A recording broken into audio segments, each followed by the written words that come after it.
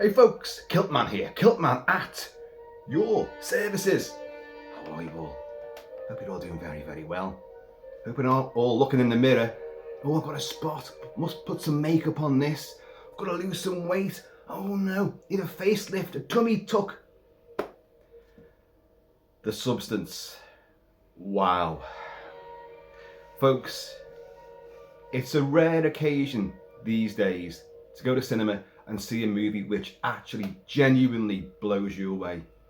From frame one to the final end credit, you're mesmerised, hypnotised, you're moved, you're actually traumatised as well. A film that has so much dynamic power, wonderful performances, in this case outstanding special effects as well, and a great score. Everything comes together in a film whose story has deep resonance and really, really emotive value. Well, The Substance is definitely that. I didn't expect it. I really didn't. I thought, well, I love Demi Moore, who's the star of this movie, and gives a lot of people saying a career best performance, and I'm not going to argue with that. A film where she steps out of her comfort zone and plays totally against type, and is painfully realistic and vulnerable and very affecting. A film that hones body horror to an absolute incredible art form. You've seen The Thing, you've seen Society, you've seen From Beyond, you've seen all the David Cronenberg movies. Nothing can prepare you for what you see in this movie. Full frontal nudity, female nudity. A real stab at the misogynistic heart of Hollywood, and in fact every industry really. And a film which analyses self-loathing, the desire for perfection versus the horror of decay. Vanity, exploitation, and what it means to have your life, what other people think about you, dictating how you live your life. And it's a frightening thing which we all know exists, and here it's put into a rather long horror movie. But make no mistake, people call this a feminist body horror. I wouldn't say it's feminist at all. It just is a horror film, and as we'll discuss, the very themes and issues affect men as well. Now, I'm going to do this mullet style because I saw it yesterday at an advanced screening, and I thought I wanted to talk about it right away, but I thought, oh, you can't. You've got to give people a chance to go and see this movie, because I love it and I want you to go and see it. So I don't want to spoil it for everybody. But regular viewers know I like to go in depth about things, so I'm going to do this review mullet style. I will give you a non-spoiler overview to begin with, analysing some points, and then I'm going to give you fair warning, we're going to go into spoiler territory. So it's mullet. All the spoilers are going to be at the back end of this video. So you'll have plenty of warning. But I do really say go and see this film and see it at the cinema. It's a cinematic experience. Visually, sound design, everything about it. You are totally thrust into this story, this environment, and it's intoxicating. It will blow you away. You may loathe it, you may love it, but you'll never forget it. You'll walk out of it shook up. It's that good, folks. It's that good. How rare is it that I say something like this? We're not talking about an old classic movie that I've loved for decades and decades. A new film which has blown Kilt-Man away. It's blown the cobwebs off his jaded, cynical, world-weary eyes and his critics' viewpoint. God, I need a drink. And I guarantee you, when you come out of this movie, you will need a drink. You will. Cheers, y'all. The Substance, directed by Coralie Fargeat, French filmmaker. She shot to fame in 2017 with a rape and retribution action drama called Revenge, which is brilliant, highly stylish, and quite, brutal. And she pulls no punches this time. The Substance. Okay. The gist of it is, by the way, this was a champion at the Cannes Film Festival as well, but it opens today in the US and the UK. Now, Demi Moore plays Elizabeth Sparkle, who is an Academy Award winner, a Hollywood starlet. She has her star on the Walk of Fame on the Hollywood Boulevard, which you see in the opening credits. You see the star being actually put onto the paving stone, and then you see people walking all over it, and you see some slop land on it as well, and then this guy trying to pick up his hamburger and get it all back. Oh God. The jaded life of a star.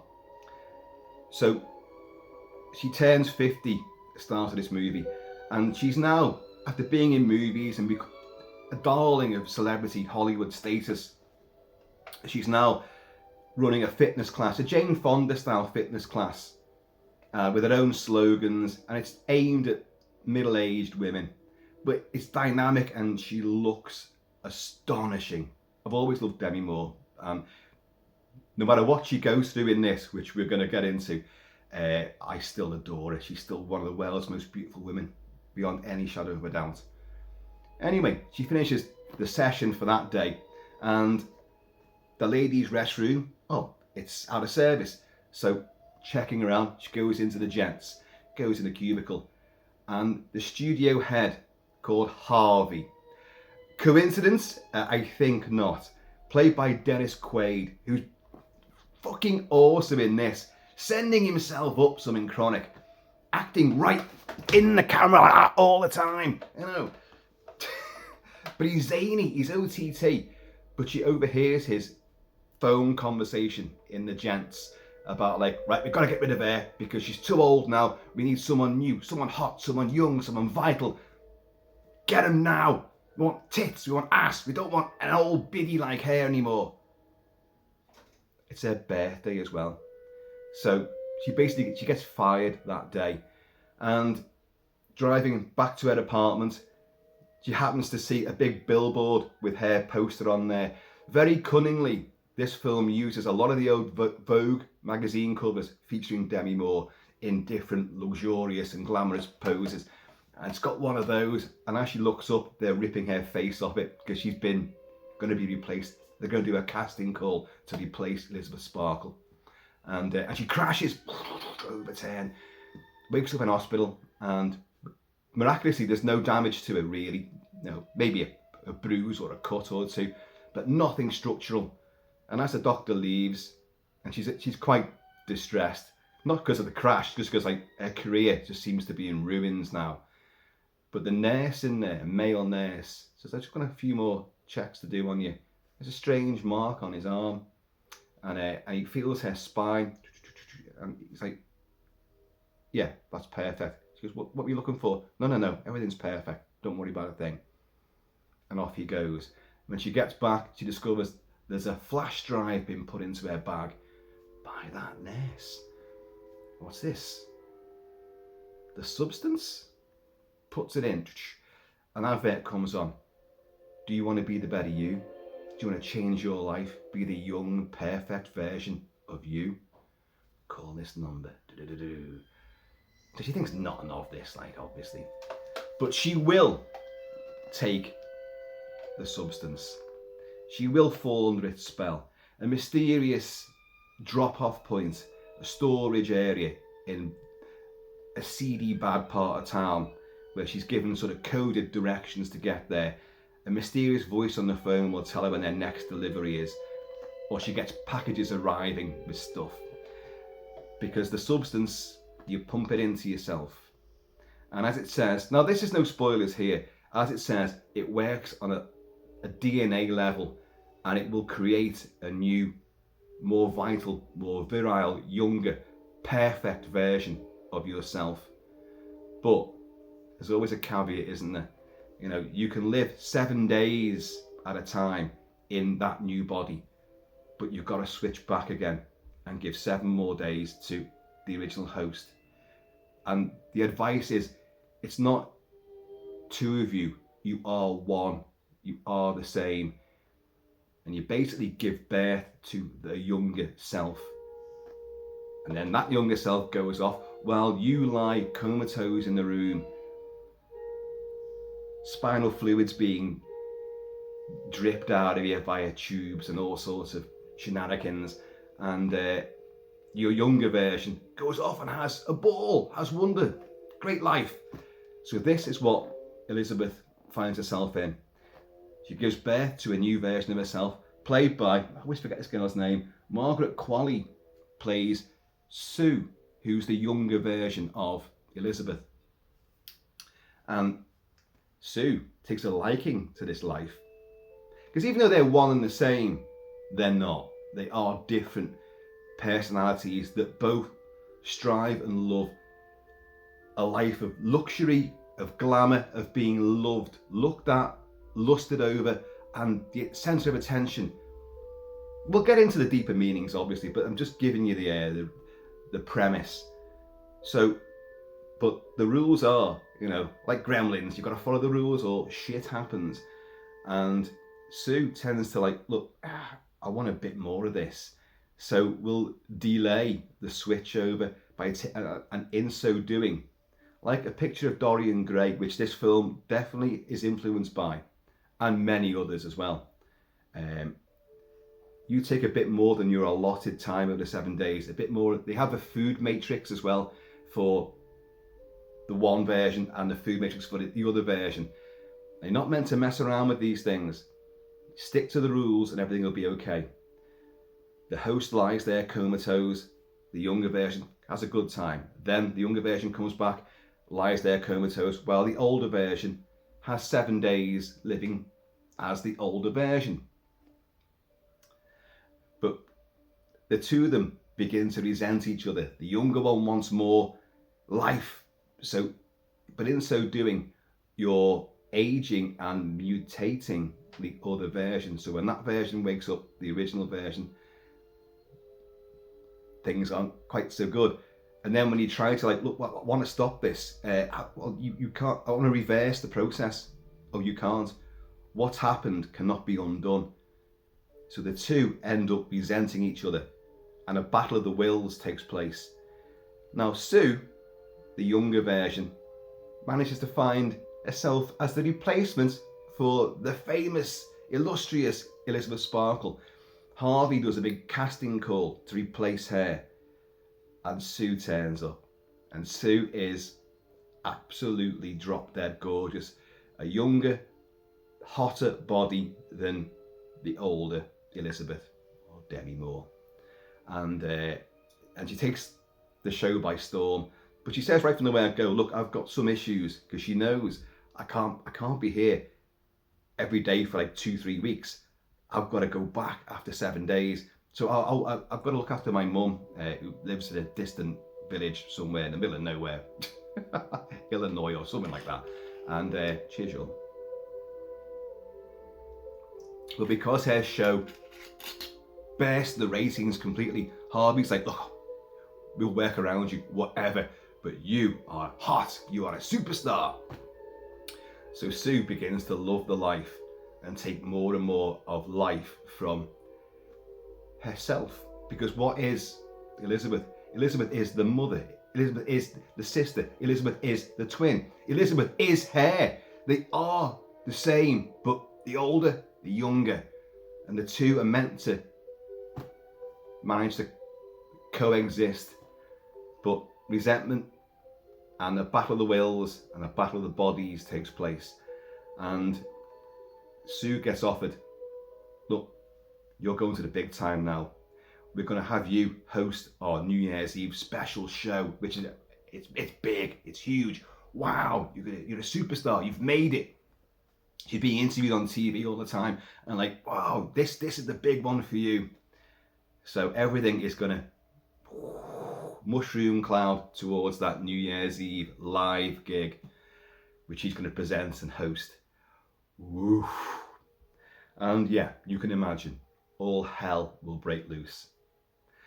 Folks, that's the synopsis, really. This is a film, as I said, about vanity, exploitation, body shaming, self-loathing, self-harm, the id versus the super id, the ego versus the super ego. It has such huge ramifications about society, about how we view women. But as I said before, it isn't just a film for women, about women's problems in Hollywood or the industry. Girls doing anything to get the perfect body, the perfect looks, perfect hair, the perfect everything. Looking at these Adonises and goddesses in magazines and on TV shows. I want to be like that, and having injections and cosmetic and plastic surgery. Yeah, that's all very well known, and this film really does bring it to a juggernaut bloody proportion, but takes it to another level as well, and becomes the David Cronenberg film that David Cronenberg never made. The body horror is extreme. I've never seen so many injections in one movie, and you will see injections continually in close-up. You'll see the wounds and the infections caused by continual or even misdirected use of needles. You will see plastic tubes of fluids going this way and that, and you will see blood. Oh yeah, a lot of blood. This is one of the goriest films I've seen for a long time. The effects are, I would think the majority, 99%, are practical, and they are phenomenal. Yeah, you've seen change out hands and stretch out heads and bodies contorting, from American Elf onwards, and The Howling, and then The Thing. Yeah, you've seen all this. Even David Cronenberg's Shivers from the sort of mid-70s has all horrible prosthetics and things, and scanners. Well, and The Fly. This film definitely has many aspects of The Fly, but you've seen nothing like this. And there's creature suits which you're like, oh my god, they're doing this. There is a bloodbath, a shower of gore, which takes what happens at the end of Peter Jackson's Brain Dead to a whole new level of gore crescendo. It's a symphony of blood and viscera, but it's powerful as well. There is a fight sequence in this which I watched and begged would stop. Please stop doing this, because it was hurting me. Emotion runs high in the movie because of Demi Moore. She is astonishingly good. She's always been a good actress. I've always liked her. I've never seen it in, apart from Ghost, supernatural romance, I've never seen it in a horror movie like this, and also without makeup. There is a sequence, again, I was going to come on to this in the spoilers, but I can reference it here. When she's awake and she's alive for 7 days, and she's knowing what I've been usurped by the twin I birthed, my alter ego who's usurped me and is now ignoring me and even damaging me. And she's like, well, but I'm lonely. She's living the life of a hermit now in a luxurious apartment. So early on, I think it's after the crash, she comes home from hospital. There's a guy that she used to work with, a guy called Fred, who we used to work on a TV show. You're still the most gorgeous woman on the planet, which she is. And but here's my number. Can we go out for a drink sometime? And she's like, yeah, whatever. Because she's so lonely and living the life of she's just in the apartment all the time, or going out to that shady place to go and get the new supply of the substance. And she gets that number. I'm going to phone Fred. So she does, and they arrange a date for 8 o'clock that night. Dinner at Luigi's. And then there's an absolutely heartbreaking sequence where you see Demi Moore, Elizabeth, puts her makeup on, does her hair, gets into her high heels, looks astonishingly gorgeous. Looks in the mirror again. Oh, a bit more blusher, foundation, whatever they use, I don't know. But the stuff they put on, the war paint, and a bit more lipstick. And you see the clock, it's like 20 to 8. Right, I've got to make a move. She heads to the door, and then she sees, because her picture, her big billboard has now been replaced, of course, by Sue. And Sue's the more glamorous version of her. So, I don't look as good as that. Goes back to the bathroom, again gets the makeup out, puts more on, more lipstick, more. The time's ticking on, and it gets to the point she's come back about 3 or 4 times, and in the end she's put too much makeup on, and it's just, she goes, oh, hits herself in the face, scratches herself, tears her hair and all that, and it's genuinely affecting, because I know women that have done that. I know women that have been looking forward to a do, an occasion, a party, a get together, but something isn't right, and they've overcompensated, and then they realise they've overcompensated, and then that's it, I'm not going, and they sit down in a furious fugue of self-loathing. And I saw that, and it's a great scene which totally captures her persona, this past it now but wanting to relive it, and now realising I've done all the wrong things. And to see her break down like that, it was, I'm a bloke, we're not meant to understand what that means. Blokes do understand what that means. Blokes understand vanity and wanting to look your best. God, gym bunnies, bodybuilders are exactly that. Fickle and crazy and like, oh no, something's not right, there's a blemish here, no, and storm around. And everyone's looking for that miracle drug, that miracle thing which will bring back your youth and vigour. No drug's going to do that, folks. No drug. And the substance doesn't do that. The substance creates another version of you. But as we've discovered, that other version, despite what the voice on the phone says, remember, you are one. Well, you're not, because the other version has a brain and a mind and an opinion and dreams and desires of its own. So that it's clever. It's on the nose. I will say that. It's very overt in what it's trying to say, but it's the way in which it says it. The film is edited partly by the director as well, and 2 other people, I think. But it's fabulous, and the visuals, the cinematography is by Benjamin. My daughter wrote this. Benjamin Kraken. Ben, you did a great job, mate, because it looks astonishingly good, rich in colours. The corridors, the sort of fishbowl lens sometimes, when Dennis Quaid's right up in your face, is a revelation. It drags you into the film. There's handheld camera work with a particular sequence. Lots of sequences of people walking down streets, going through alleyways, going down corridors. There's a corridor in the studio which reminds me so much of the carpet from and the coloured decor of the Overlook Hotel from The Shining.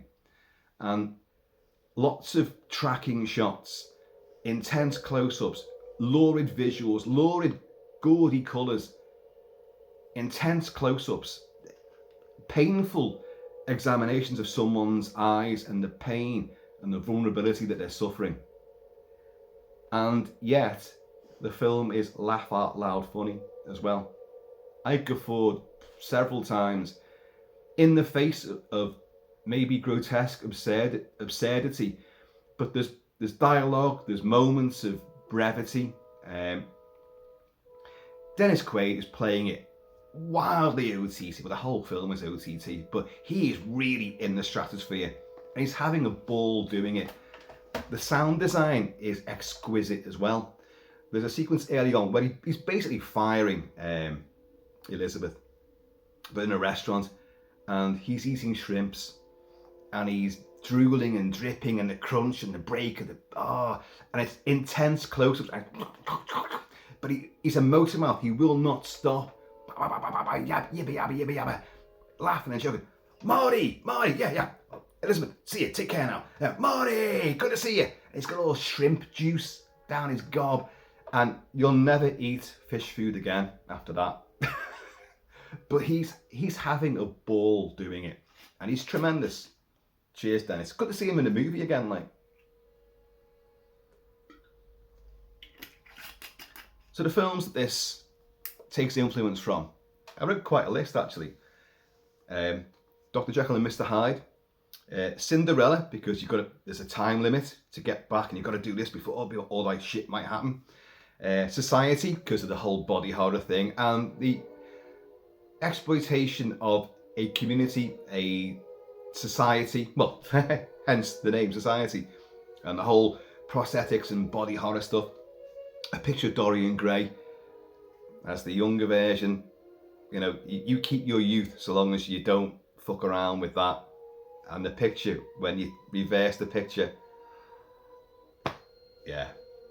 The Thing, Videodrome, The Fly, acutely out of David Cronenberg's oeuvre is The Fly, because of the sense of tragedy, and when things go really too far at the end, it is like Brundlefly, Seth Brundlefly, Jeff Goldblum's character, has now inadvertently assimilated himself with one of the telepods, and he's a mess. He's half metal and half organic, and you're like, oh no, God, you have that. But acutely, Sunset Boulevard and the terrific Joan Crawford, Betty Davis, Whatever Happened to Baby Jane, huge. And Vertigo, Alfred Hitchcock's Vertigo, which of course I'm playing Bernard Herrmann's excellent score for it right now. Because the elements of duality and alter egos and paranoia, and they even reference Vertigo by playing that main theme, which I'll go back to. Yes, folks, I'm still on the primitive CD player. You hear this, and during a sequence of, I wouldn't say what it is until afterwards, a sequence of like just, you can't believe what you're looking at. You know, you can't polish its head. You're going to put earrings. You're going to put earrings on.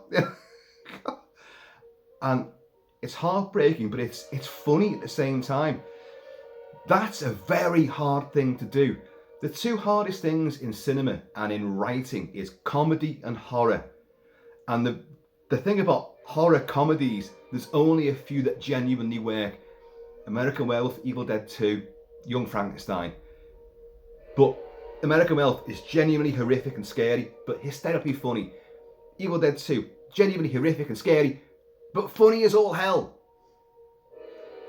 This film is grim, ghoulish, gruesome, disturbing, yet it has this blackly satirical gallows humour, which even when you analyse the humour, it still sticks in you.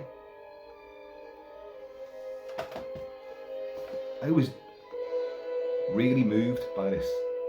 I always get like emotional, which is a good thing, I think. Even for a battle-hardened Royal Marine like myself, emotions are great. Emotions you shouldn't hide. It shows you're human.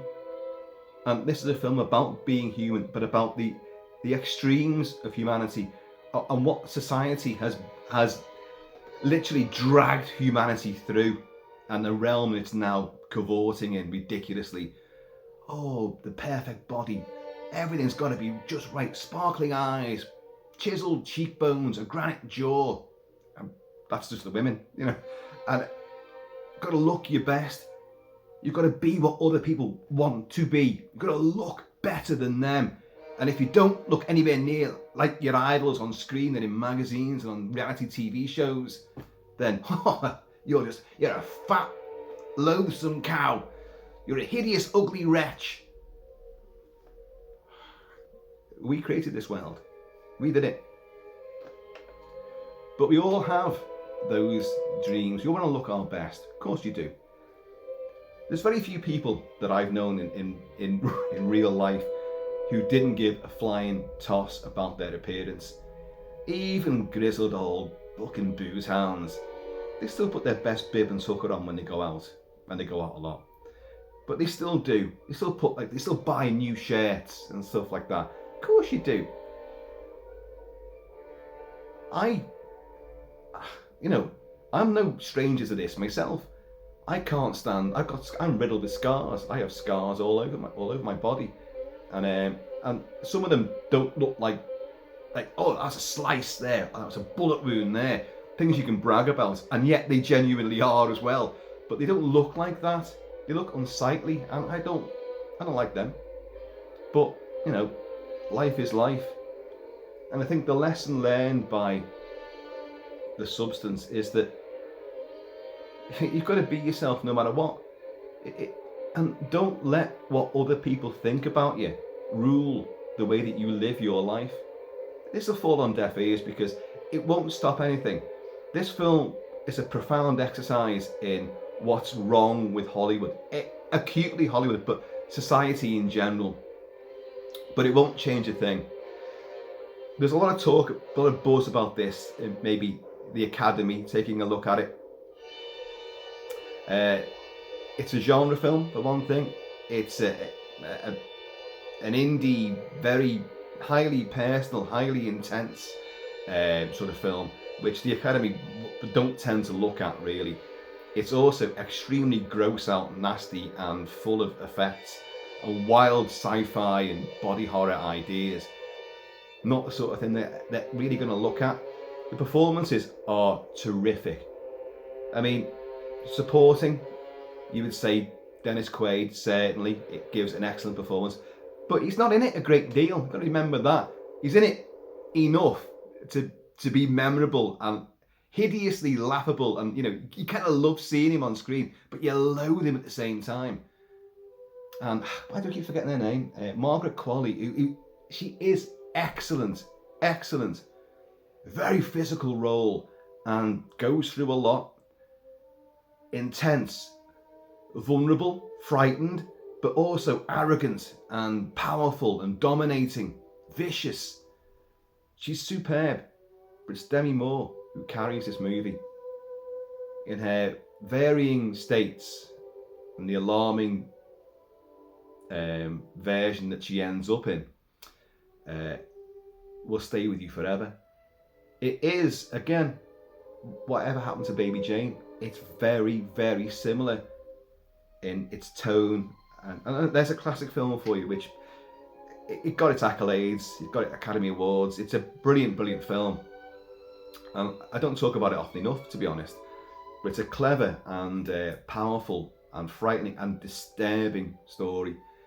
And this film has elements of that which are elevated because we can see what's happening in the world right now, in society and social media. We can see it, and this is what's taking place, albeit without the mutations, perhaps. But the search for a miracle drug is never ending, and you'll have black market chemists and scientists doing this shit and selling things which are gonna wreck people's lives. They're gonna give them diseases. They're gonna deform them. You've got people who actively deform themselves. They go out for plastic surgery. They look ridiculous. They inflate their lips. The big Daffy Ducks. You know, what are they doing? But the mind goes, and this is the thing, the desire to be perfect is going to actually lead your body to ruination. And they don't see that. Says the guy that drinks whiskey all day long every day. Oh no, it's better for me than beer. I'm not stupid. I know what I'm doing, but I'm still doing it, and I know the effects it has. Vanity, what this has done to me, I've got the flushed cheeks of the plonky, of the drinker. You burst your blood vessels, and you can't reverse it either. You know, so I suppose you can by stopping drinking this, but as Demi Moore will realise, she wants to stop, wants to reverse things, but as the voice on the phone keeps telling her, no, you can't reverse it. What happened. All you can do is stop it or go on. But stopping it is a termination, is serioso stuff. Cheers, y'all.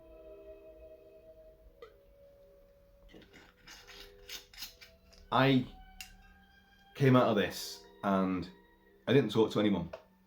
There were plenty of people there, actually. It was a press screening. Plenty of people were there, and a lot of yibba yabba was taking place.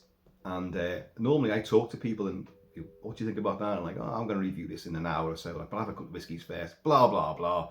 And oh, where are you going for a drink? I'll come with you. And that's great, you know. But I didn't want to talk to anyone. And I did go for a couple of drinks afterwards. But then I came back home and was greeted by the news that my daughter had just passed her driving test, which they hadn't even told me that she was going for. And she passed it with absolutely no errors whatsoever. Brilliant, brilliant. Big up to Lucy, the Kilt daughter. Fantastic. And that sort of like threw me again, because I wanted to sit quietly and play the score from the film, which I've got, by the way. The score's great. Did I say before? I may have said. What's his name? Forgotten the guy that did it. Rafferty, a British musician, and a score producer now as well. And it's a great score. It is. I wanted to sit and listen to that and collect my thoughts, but then I was coerced by, oh, she's passed her test. Wow, great. So I didn't know where to go next. I was like, oh my God, I want to do this review. But I ended up having a few more, well, going out and drinking, of course. Well, you'd expect that, wouldn't you? I did it. And I sat quietly, but I was pestered by a particular belligerent swine who seems to have latched onto me of late. And but I managed to escape and evade from him. And I found myself talking, Kilt-Man, how you doing, Kilt-Man? Blah, blah, blah, blah, blah, blah. Hey, you've got to see the film, The Substance. What? Why? And I tried to tell them about it. And like, they're going like, what? Body horror. Demi Moore becoming, what you say, a big monster? What? Don't want to see that. And I really painted it in a very bad light. And I thought, no, don't go home and review it now. Sleep on it. So I've slept on it. And sleeping was difficult because I woke up at the magic time of 3:34 again. Regular viewers know.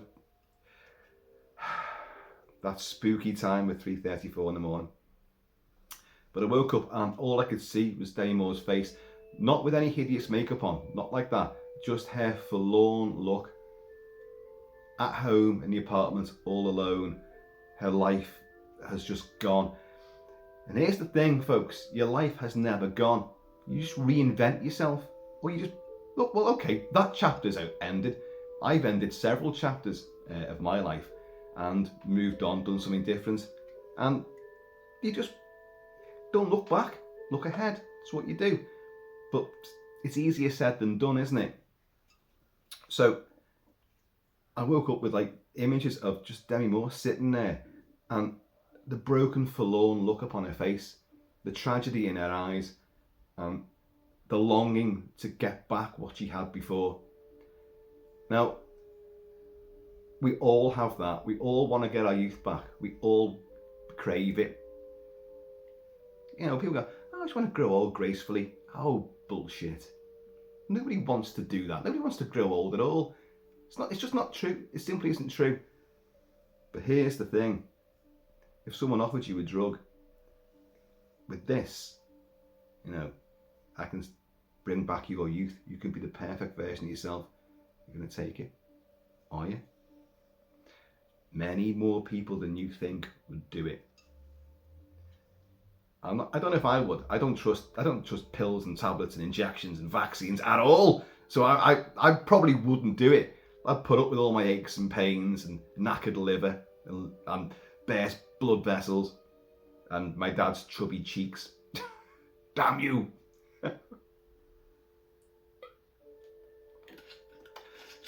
The Substance.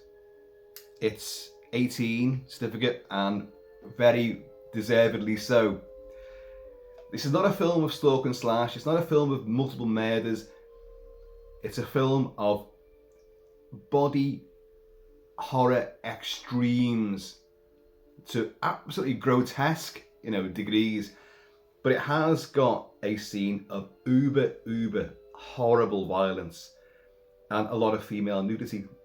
A lot. And Demi Moore, you know, fantastic. You see her in the shower a lot. And you see her full frontal nude as well. You see the other girl. God, why can't I remember her name? Margaret Qualley. Oh, Margaret, I am so sorry. I don't know why I can't remember your name. But That'll be the adult brain cells and all the whiskey. See, I'm talking about the whiskey a lot now because it makes you think about the things that you do in life, the things that your lifestyle is all about. Why did you do it? If it's damaging you, what's the point of it? So again, cosmetic surgery, plastic surgery, miracle drugs, taking steroids, you know, the roidal gym bunnies and all that. And I've never done anything like that. The only thing I've ever done is alcohol. That's it. Don't even smoke. I've never smoked. Well, the old cigar. Just trying to pose and show off, like, I couldn't even do that properly. But we're all like this. You watch this film, you're going to see an element of yourself in Elizabeth Sparkle. You're going to see that. And it's going to hit home and it'll hurt. And if you don't see much of yourself in that, you're going to know someone near and dear to you that is like that to a degree. And there's no getting around it. This is what's happening. I'm not saying monsters and stuff like that, but this, well, there are, but this is what people are like. This is the lengths people will go to revitalize their lost years, the things they want to reclaim, get back.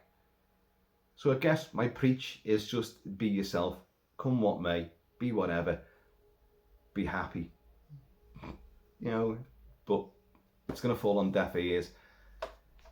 Right, that was the non-spoiler review. Go see it. The film is excellent in every capacity, every department. It's brilliant. Editing, cinematography, music, performances, special effects, story, script. It's perfect. I couldn't improve this movie at all. I couldn't. I've seen people say, written about it and said like it should be a bit shorter. It's on for, oh God, was it 127 minutes, something like that, or 2 hours 17 minutes, something like that. Anyway, it is a longer film for like what you'd expect it to be. If you're expecting From Beyond, you know, or any Stuart Gordon, you know, prosthetic gore fest, yeah, it's not like that. It's a longer film than that. But it did not overstay its welcome at all. I thought it was paced perfectly. So go see it, and please, you know, as I say, you might not like it. It definitely isn't to everyone's style and taste, and it ain't their cup of substance, you know. But it's a horror film with intense gore and intense violence and extreme body horror. Well, but it tells a great and important and vital, necessary story, and does it brilliantly. See, that's I can't recommend a film more than what I've just done now. But I agree, it's not for everyone. But as I said before, you could love it, you could loathe it, but you won't ever forget it. There you go. Right, that's the non-spoiler stuff. So please, if you haven't seen it and you want to see it without any spoilers, stop watching now. Go and watch the film and then come back. I'll still be here, probably upside down at the bottom of this bottle. Cheers, y'all. Off you go, watch the film. Get back to me, let me know what you think. Right, folks, for those who've stuck around, I'm not going to go massively into this, but I'm going to talk about a couple of pivotal elements.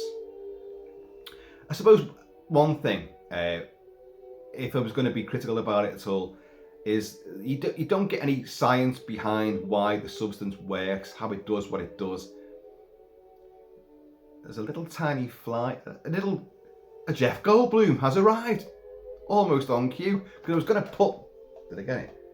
It's one of them little tiny ones that just hover around. No, I didn't get it. Yeah, they don't explain the science behind how the substance works. It works on a fundamental DNA level, and but you give birth to another physical version. You lie comatose, that version must look after you. You've got to be fed. You've got to feed yourself as well. While you go off, have 7 days of fun and frivolity, Then you've got to come back and revive your host, which then gets up, and then but the host is still on the older version. And the thing about this is, like, the younger version, you're not sharing the same experience. So the substance is a lie. It doesn't return your youth to you. It makes you give birth to another version of you, which can go off and have loads of fun while you're still, like, getting old. When Sue, the younger version, begins to love her life a wee bit too much, and, like, I won't switch at exactly 7 days. I might have another day or another few hours or so, and the repercussion on Demi Moore's character is that she wakes up one time and she's got this horrible old finger.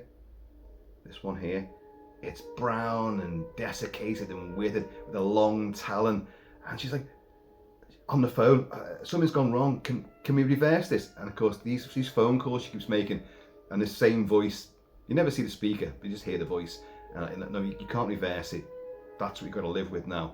Just stick to the rules from now on. I'll do that. But then she's got to go out. She has got to go out to go to this storage area in this bad part of town to go and get the new supplies. Things get delivered, but you've got to get new supplies all the time from this little storage hole, post deposit box, whatever you call them, safety deposit box. And but she has to wear gloves to hide the finger and all this, and put sunglasses on, a scarf around her neck, and she's terrified of being seen. She was the big star. It's truly grueling to see her go through this. And then something else happens, and her leg has become a left leg, a big mutated, bulbous, misshapen mess, and she has to, like, literally manipulate it for a while. She'll get used to it at some point. And so these effects on her, they're gradual, but they're horrifying at the same time. Meanwhile, she'll learn, like, look, this bitch, which I've created, my alter ego, my younger self, who's a different character altogether, basically, is ruining my life. And she sees the new show. I should have said, earlier, the new show is it's pump it up, and it's highly sexualized. They're all, like, very revealing sort of, suits, suits, costumes, and they're doing massive aerobics, but it's all gyrating. And she's highly hyped up the sexual quality of it. Sue has. But during one incident, when she's bent over and her ass is jiggling about, something pops in her butt cheek, and she sees it, and she's terrified. And then she's, like, trying to, what do we do here? Has anyone else, or has the other dancers seen this? And the director says, like, cut. They've seen something on camera. And she fucking shits it one. My dressing gown. Give me my dressing gown now. And she goes to the toilet, and she puts a hand inside her own belly button. Think Videodrome. Puts a hand inside her belly button, and she pulls out a chicken drumstick. They're meant to eat their food matrix things, which just pump into themselves. But Demi Moore's version, Elizabeth, oh no. She's like, because she's so fed up, and like, oh, what's in the fridge? Chicken. And she realizes at some point, she's watching Sue being interviewed about this big New Year's Eve bash, which she's meant to host. And like, where did you come from? Tell us about your background. Tell us about your inspirations. And of course, did you ever watch Elizabeth Sparkle's show? No, I never did. That wasn't for me. That's geriatric aerobics, or what did she call it? Fossil aerobics or something like that. I forgot the term now. And Demi Moore's looking like, you fucking bitch. You'd have nothing if it wasn't for me. I gave it all to you. So she's been given a book, a leaving present by Harvey, Dennis Quaid, who's such a twat. He really is. Elizabeth, where have you been? Haven't seen you for ages. Here's all your stuff, by the way. And here's a little present we got for you. we were all going to go for a drink with you, but you weren't around. Anyway, gotta go. And she's like that with her box of all her career belongings. And this thing is wrapped up, and she thinks, what the hell was that? And she opens it, and it's a cookbook. And she realises, hang on a minute, we're meant to make this food matrix. What if I start cooking all this food? And you see her going through it all, and she's watching the interview, and she's cooking all sorts, and she eats everything. Because when Sue comes back to, take her food supplement from, and the spinal fluid from the host, that's all going to be in there, and she's going to be fucked up, like. And it's clever, but she comes back and she realises what she's done. There's food everywhere, and she's like, oh, you fucking bitch, and all that, like, blah, blah, blah. In the meantime, as well, throughout all of this, like, you've got Elizabeth phones up again, that number. What do you want now? Jesus Christ, I want to terminate this. Are you sure? If you terminate this, no going back. You terminate this, you'll kill the other version, and you'll remain as you are. Now at this stage, because Sue's got her own back for the food and all this, Demi Moore's character has lost all her hair apart from a couple of strands. She's gone haggard, claws, talons, a humpback, and she's nasty. But her face, if you remember Mrs. Ganesh from Sam Raimi's Drag Me to Hell, the gypsy who puts the curse on Christina, and well, she looks just like her, and I was like, it's Mrs. Ganesh. But it's horrible, and it's Demi Moore in makeup and all that. I was going to say shaved head. She had a shaved head before in G.I. Jane, and looked amazing. Well, right, you want to terminate it. Here's the package with termination. You've got to put this into her. Well, she has a crisis of conscience, and the two will end up fighting because Sue will revive and realise what Elizabeth was going to do. And you get this phenomenal, excruciating, bone-crunching, brain-smashing, stomach-eviscerating fight around the apartment. But Sue is the young version, and she's super strong as well, because she hoofs Demi Moore around the apartment like boot, and she goes fucking flying, and she hits one of the big wall-sized posters that she's got of her former self. The real Demi Moore from one of the Vogue photo shoots is there, and she hits that, smashes the glass on it and all this, and then manages to, she's going to strangle her, but Demi Moore, Elizabeth, manages to get a bottle, smash it over her head, and then she runs off. Now, it's quite a big, luxurious apartment, and it's got secret rooms as well, because Sue realised, look, I don't want this older body lurking around in the bathroom. So she manages to hammer in a whole new room with a secret door, and that's where, when you're asleep for your 7 days, that's where you reside. But she chases the older version. It's a fabulous scene, and you've got the poor older version who suddenly manages to run, even with a gammy leg and all that. Is running and trying to get in this room and lock the door and all this. And it's the bathroom she gets into. But you've got intense close-ups of Sue running after her like that. And she gets the door, fucking kicks the door open and grabs. And this is the scene I thought, oh God, please stop this. And she gets Demi Moore and smashes her face into the mirror repeatedly, but pulls it back so you see more blood, more rips and gouges, and I fucking done in. Oh God, I was like, oh please, I don't want to see this.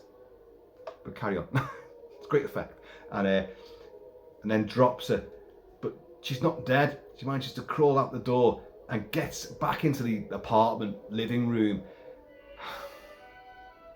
And she gets kicked again, sent across the room through a table. And then, Sue comes up. And I don't even want to describe this, but she kicks her mother, sister, twin, herself to bits. Now you've seen people getting kicked to bits in movies before. You've seen Irreversible, the fire extinguisher on her head. Boosh, boosh. You've seen these things before. The baseball bat murders in a casino, and many other similar sequences.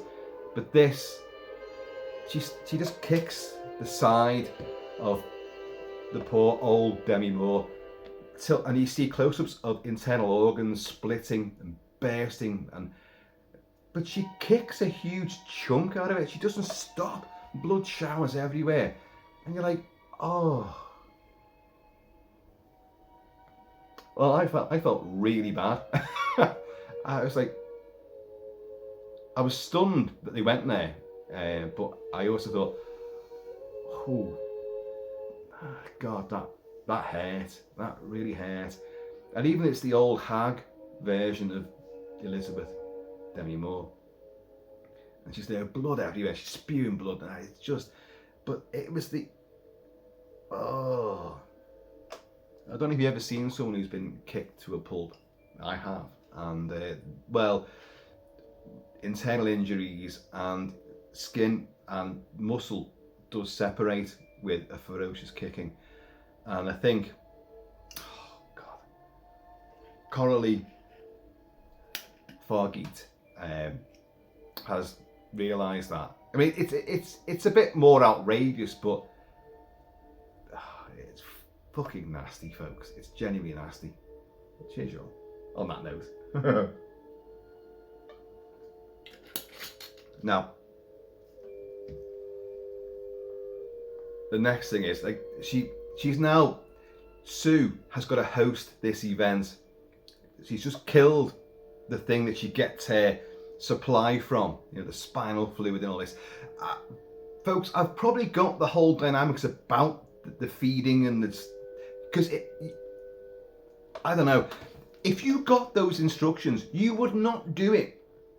Again, it shows you the lengths that people will go to in order to fulfill the dream of physical beauty and perfection. They will take those miracle drugs. They'll tap a vein. They'll do this. They'll do that.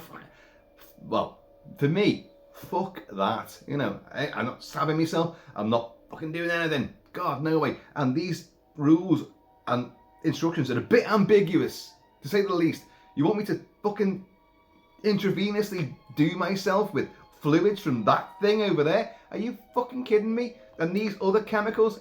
You're having a laugh. Well, anyway, it's too late now. And she takes something from the dead Demi Moore, and, well, it causes monstrous mutations in the Sue persona. Now she goes to this event. She's all dolled up, looks amazing, and they're all giving it, oh, because you look fabulous. And but she's noticed that things aren't quite right. Goes to the bathroom, and a fucking tooth comes out, and blood spits out. She's like, and her beautiful smile, there's a big tooth missing. Then she grabs another one. Another tooth comes out, and I think another one as well. And as she's watching, what's that? Her ear's falling off. She's like, fucking hell. There's a great scene where she comes out of that, because I've got to get back and I've got to pump some more shit into myself somehow. And she comes out in the corridor and she gets assailed, fishbowl lens style, by Harvey and all the other fucking head honchos, all his fucking, you know, minions. And she's there, and you're going to be great. You're the star of the show. The world loves you. The ratings are like fucking 60 billion now. Wow, you're awesome. Give us a smile. Women, pretty girls should smile. And of course she can't smile because her fucking teeth are gone. So she's going like, and he's going, yeah, that's it. And then they dance down the corridor. Now at this point, a lot of it is kind of like a bit sort of dreamy and, well, and highly surreal. But she legs it back to the apartment and pumps some more stuff into herself, and then hideously mutates. She lies on the floor, and suddenly you've got an eyeball, or you've got an eye socket filled with 1 million eyes, which multiply all the time. Her skin contorts. Another face, Demi Moore's face, erupts on her back. And it's Demi Moore just, and it's young Demi Moore. Hello, I'm here. Where's Patrick Swayze? And everything, big hump and a weird arm, and she becomes a fucking monster. But when they play this,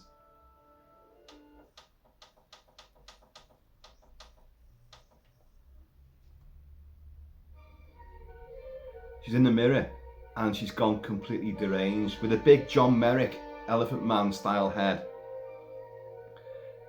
Let's put makeup on. I'm still going to go to this bash, and she puts earrings into this big swollen sack of a head that she's got, just stabs them through, and then she gets some super glue and she gets the face of the Demi Moore picture, Demi Moore, the real Demi Moore, gets that out the big frame and fucking glues it onto her face and puts the dress on and goes out, this lumbering thing, and goes to the fucking do. And you got all these dancers there in thongs giving it loads, and there's kids in the audience as well, like I know, but this is the big network New Year's Eve special, and here's our star, our super celebrity, Sue. She comes on, like, in her mind, she's seeing all adoring fans as she comes in as this thing with a glued on face of Demi Moore. And she comes in like that. And everyone's going like, oh, you look amazing, we love you. But in reality, there's no one in the corridor, that Shining style corridor. And she comes in and she gets on the stage. And they're all like, the audience are like, what the fucking hell is that like? Dancers all stop. And she can't speak properly, so we get subtitled, and it's me, it's Sue, it's me. But they're going, monster, it's a monster, you're a creature. And she begins like, I remember rightly, a breast falls out of her face splits open, and a boob comes out and lands on the floor, and everyone's like, the hell? All the bits are changing, she's massively mutating and transforming, and some delinquent. I mean, the thing about this, it's macabre and it's absurd. It is funny. It is funny. I did hear people actually chuckling at this because it's so OTT, but I found it profoundly upsetting that they were ridiculing. The whole thing is so horribly, horribly sad. You're a monster, right in her face. And I think he goes to hit it, but her fucking head explodes. And suddenly, showers of blood go everywhere. And another head grows again. Everything she's done wrong with the substance is completely wrought havoc and chaos with her DNA. So she's regrowing and exploding and regrowing and exploding. And everyone is just showered with gore. It's just relentless. It's dripping everywhere. It's like the end of Carrie, but also with a tsunami of gore. Again, The Shining, lift doors open, fucking tidal wave of blood. That's what you've got. But she makes a getaway. She runs out into the street, and as she's running, this thing, her leg explodes, just goes, and she topples over, and the whole thing just explodes in a shower of awful. And then the Demi Moore face, which is on the back, is there, and it begins to extricate itself from all the other gloop and mess and crawl down the sidewalk. And where does it go? It goes to her star on Hollywood Boulevard, the Walk of Fame, and Demi Moore's face lies centre of her own star, the Elizabeth Sparkle star. Now Sparkle, there's earlier on you've seen when she comes home and she's dejected after losing her job and all that, she has a snow globe of, I don't know if it's meant to be hair, but yeah, assume it's hair. She shakes it around and all the golden glitter comes down, and has this face in this, basically a pizza with a face in it, which we've seen before in House 3. It's lying there, and it looks up at the palm trees, and golden glitter comes down, and then the face just goes and bubbles out to nothing, just a stain on the star. And then one of them street cleaners comes over and just sweeps it all away, and it's the end. Again, it's an intensely powerful film, and as ridiculous and as OTT as it ends up being, you're witnessing the destruction of a human into the most horrible of circumstances, and yet they can't get out of it. They can't, oh, I've gone too far, I've got this old finger. No, it's too late. You can't get away from that now. There's another scene. She's gone to she gets the termination pack to kill the other version, and she ends up going to gets confused on the street. And she's got sunglasses on and a big hat and scarf to hide herself, and she goes into she's got gloves on to hide that finger, and she goes into this diner, and she's like taking her gloves off. That one comes off, and then she's, oh no, I can't take that off. That's the birds messing about on our conservatory roof. You can hear any impacts, and it isn't the peasants revolting, although the peasants are revolting. And she's there, and oh, can't take the glove off. Coffee comes over, and there's an old guy in a corner booth, and he says like, taking too much, isn't she? And like, she's like, excuse me? He's got his shades on, a hat down and all, trying to hide her older face. And he's got the same mark that the nurse had. The nurse in the start of it that gave her the flash drive and examined her spine. And she's like, so that's him? He had an old, he's done the same thing, because it's the same face, but it's a much younger version. It's the prettier version of this guy. I said they take too much, but they don't realise what they're doing to you, and then it's too late, isn't it? And she's like, she panics and she legs it out of there, like, so it's been done before. We've got this. There's another exceptionally graphic scene. Once Sue's been born and wakes up, and the Demi Moore version is just comatose, nude on the bathroom floor. Nude Margaret Qualley gets up and examines herself.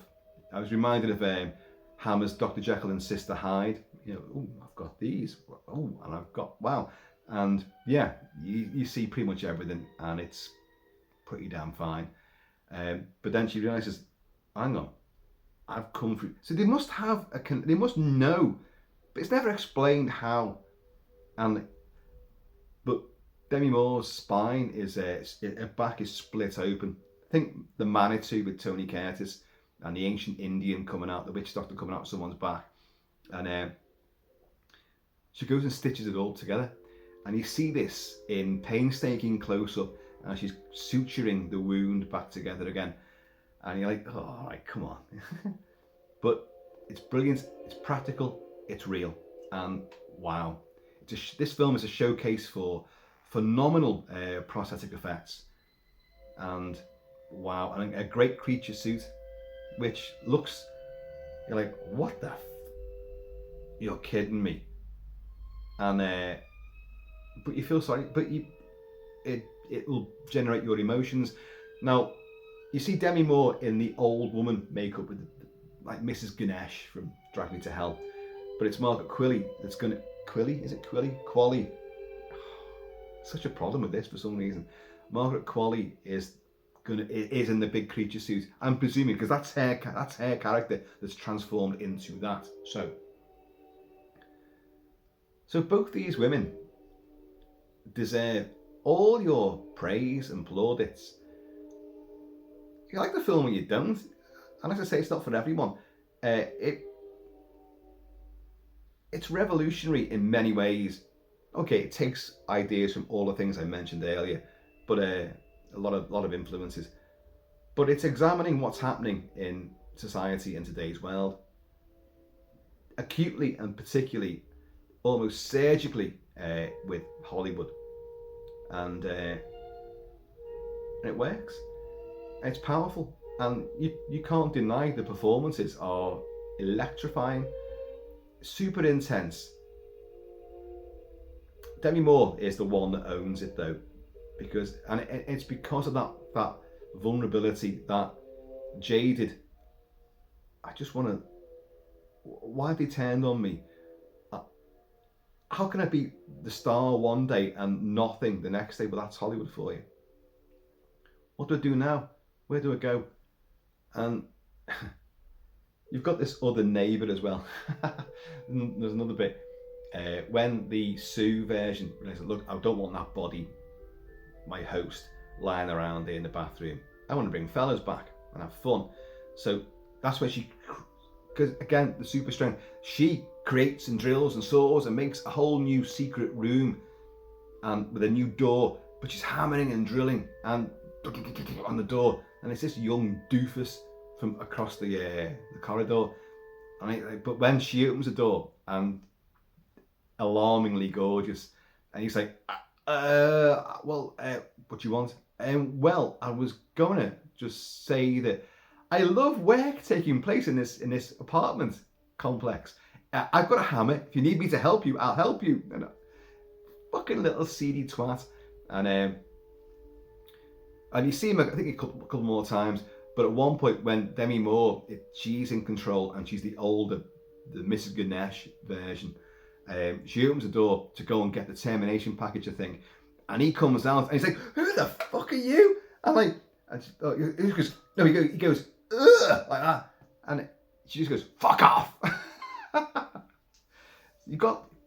And Sue does bring fellas back, which causes some problems, because then she begins to fall apart and change whilst she's trying to get it on, and has to run off and like, fucking, I need this now, which is why things go awry. Look, I've got this guy here and I need to get this sorted out.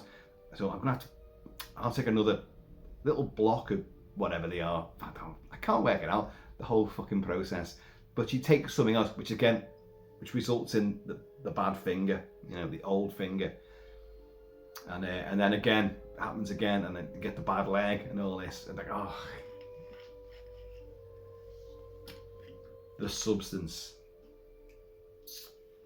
It's gonna rock some people. This it is outstanding, clever, intelligent, immaculately filmed, brilliantly directed.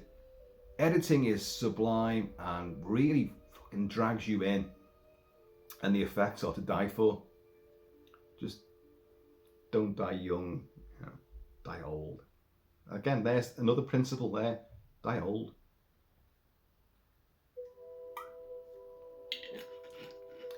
Here's the other thing. If people don't want to die, they want to be immortal. And how they do it? Plastic surgery. Have this procedure, then that procedure. They're trying. Again, it's all like staving off death.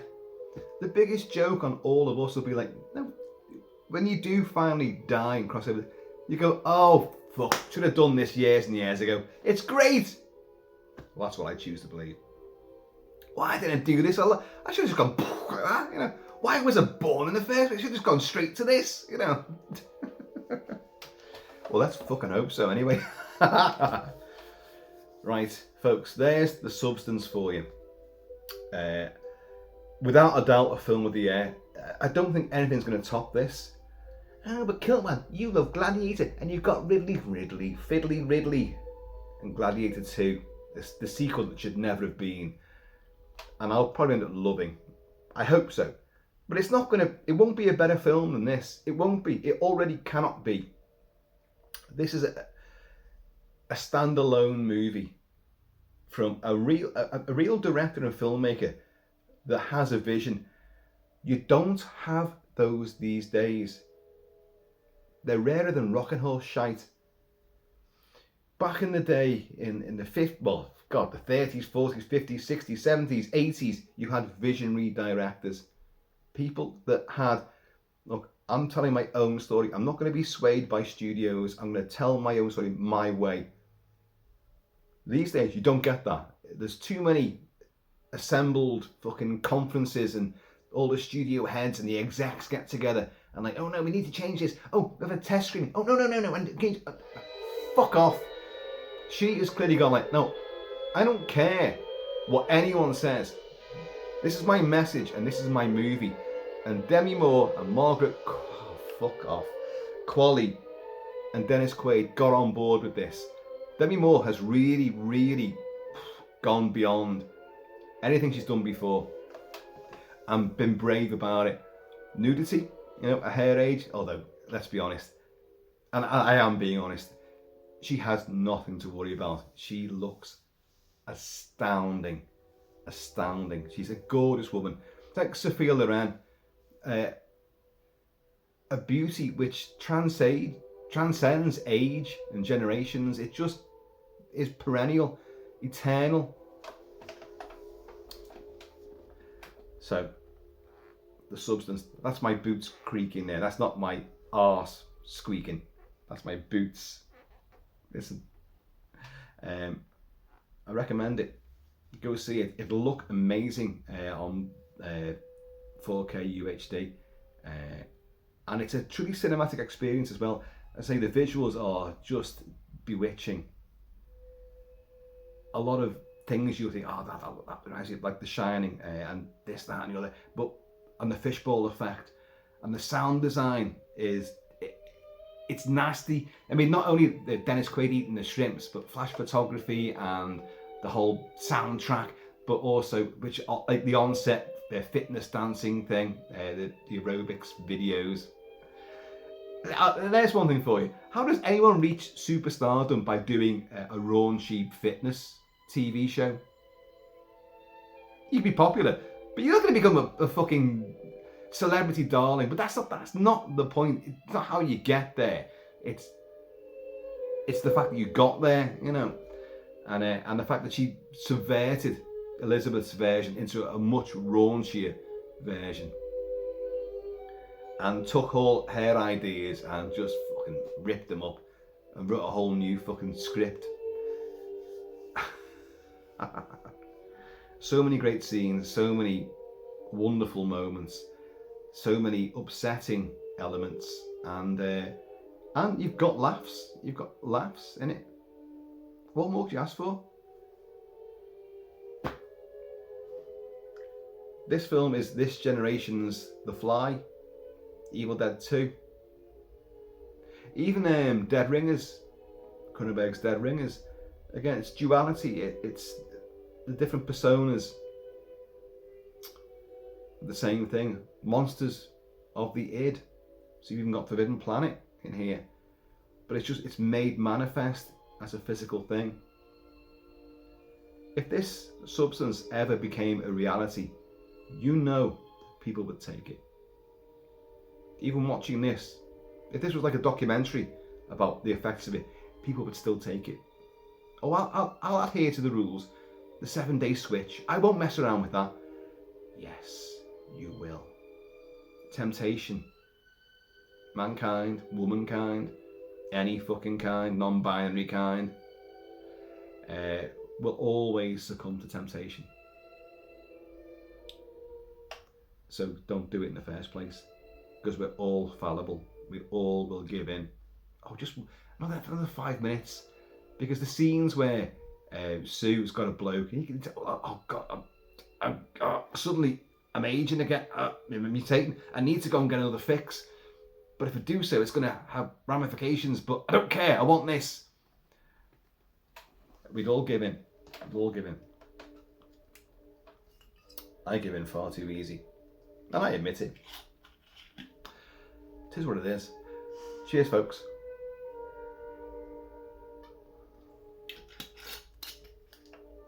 Well, I can do nothing but recommend it wholeheartedly.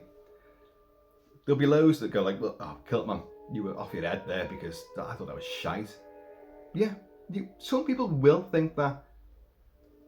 but you won't forget it very quickly.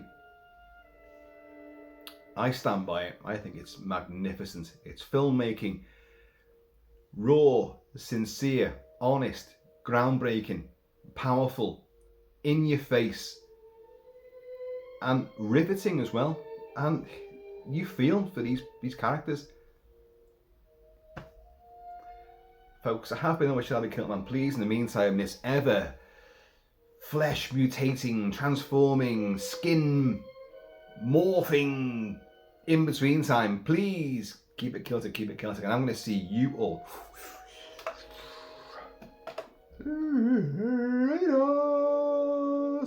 And I'll be honest, if I could remove some of these scars, I would. I used to strut around topless and not care because I was honed and toned.